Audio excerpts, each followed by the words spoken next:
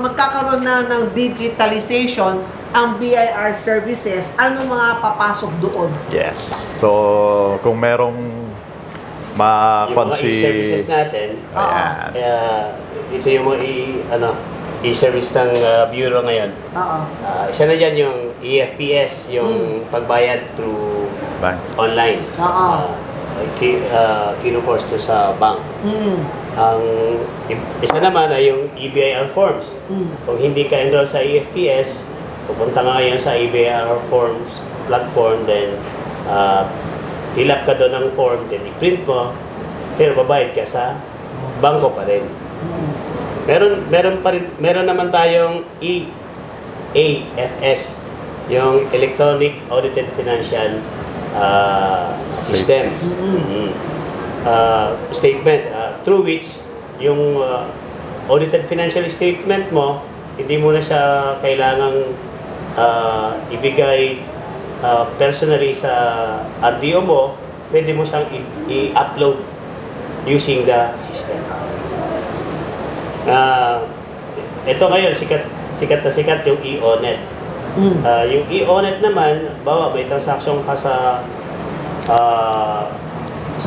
sale of real property, donation, sale of shares of stock, pwede mo nang gamitin yung electronic one-time transactions ng BIR, wherein you can download the documents, tapos automatically pupunta yan sa amin, then re-review namin, computer namin, computer to computer na po, then isi-send namin through your email yung mga communications. Makikita mo na outright kung magkano ang babayaran mo without even stepping on the door ng office namin.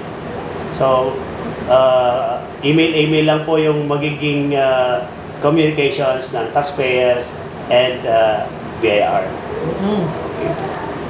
And then yung bago ngayon yung OROS, yung sinasambit ni RDO, wherein pwede ka mag-register ng negosyo mo kahit hindi ka pumunta sa BIR.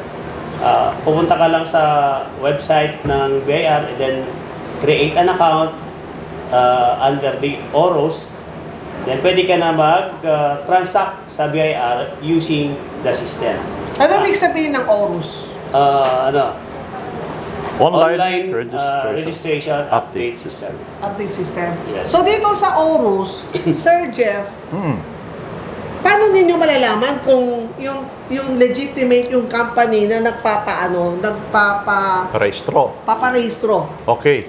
Ngayon, kapag isang taxpayer gusto mag-open ng business, ginamit niya yung online registration update system namin o yung OROS, automatic yan, magre-reflect sa system namin. I-check na namin lahat ng mga dokumento na sinubmit niya.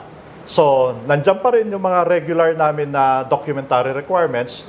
I-upload lang niya yan, makikita na namin yan.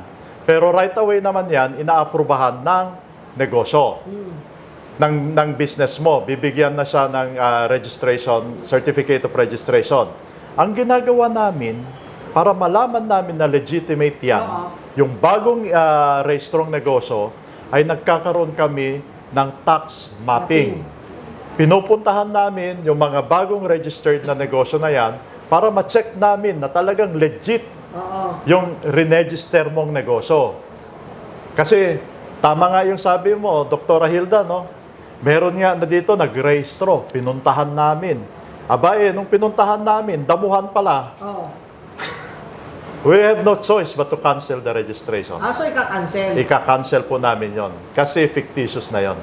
Pero hindi po ba idadagdag ng BIR? Ito naman suggestion ko lang para matiyak natin na legit talaga siya. So parang sa custom, kailangan mo magpadala ng picture ng iyong tindahan, your signage, yung itsura ng establishment, Okay. na kasama sa pina-file. So ngayon kasi dito we are bound by the Citizens Charter.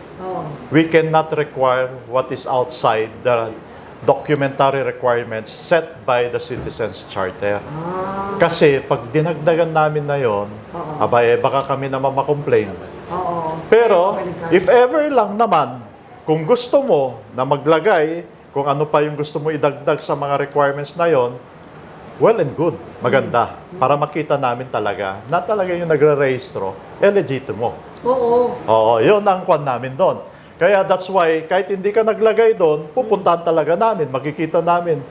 Minsan nga, pupunta kami, ang naka-address is squatter area. Oo. Hindi nga nila alam ano ba yung nahanap nyo dito? Pero kapag sila ay voluntarily na sa napanood tayo na mag-aatas na sila ng mga sa yung picture mismo ng tindahan nila, yung may signage, yung pinaka-front ng pinakatanggapan ng office nila, yan ang chances o magta-tax mapping pa rin. Gagawin pa rin namin. Paano pag all for the show lang yan? Oo. Dinidikit, di ba? Punta Oo, ka dito. titignan pa rin namin yung talagang physical existence ng company na yan. Sa Kasi pa- alam nyo, sa totoo lang, ang daming nagpaparesto, yung pala, mga fictitious, gusto lang magbenta ng mga resibo, yung mga ganun. Alam mo, yung mga nangyayari ngayon, di ba, yung mga fake transactions natin. So, yun na talagang lubos namin binabantayan at yan talagang order sa amin ng ating mga nakakaukulan.